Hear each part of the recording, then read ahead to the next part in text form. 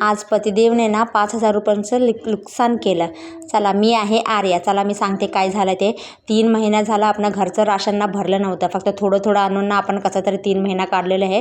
मग चला आज आपण जाऊया आपल्या बाजारला. मग तिकडे गेलो. आम्हाला पूर्ण ना तिथं 1 तास लागला सगळं शोधून हे पाहिजे ते पाहिजे असं सगळं आपण सगळं ते घेतलो. त्याच्यानंतर बिल्लिंगचा टाईम येते ना, तर बिल्लिंग करायला गेलो ना, तिकडे काय झालं मी थांबली होती. लेकिन ते काय झालं, ते कसं चेक करून वगैरे आपलं सगळं वस्तू देतो ना, तसं ना आरोजी पप्पांना स्वतः सगळं पिशवीमध्ये ठेवत होते. मी पण एवढं लक्ष दिली नाही. आणि त्याच्या आपलं सगळं झालं. आपण बाहेर निघालो आणि मी ना तिकडे थांबली होती. त्यांनी ना 1-2 पिशवी घेऊन गेले आणि एक मोठं पिशवी मेन त्याच्यामध्ये आपण सगळं आपलं डाळ दळणचं सगळं होतं ना, ते होतं.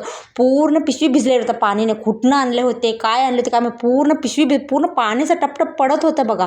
नशीब मी बघितली आणि परत एक माझ्याकडे पिशवी त्याच्यामध्ये सगळं मी ॲडजस्ट करून सगळं त्याच्यामध्ये भरली. नाही तर आज ना खरंच माझं 5,000 रुपयाचं तर सगळं नुकसान होणार बघा. व्हिडिओ आवडला तर प्लीज लाईक करा. नवीन चॅनल सबस्क्राईब करा.